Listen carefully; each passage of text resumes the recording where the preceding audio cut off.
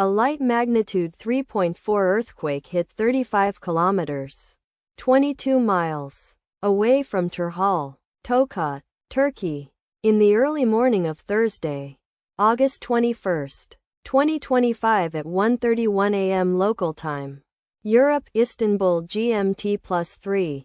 The quake had a very shallow depth of 7 kilometers, 4.3 miles, and was reported felt by some people near the epicenter.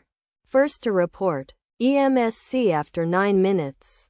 The earthquake occurred 7 minutes after a magnitude 4.0 earthquake had hit on Thursday, August 21, 2025, at 1:24 a.m. local time.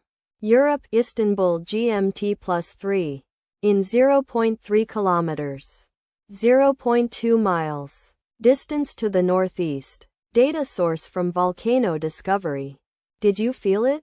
Let us pray. May the earthquake that occurred not affect our brothers and sisters there. May the earthquake not happen again. And may God protect everyone. Amen.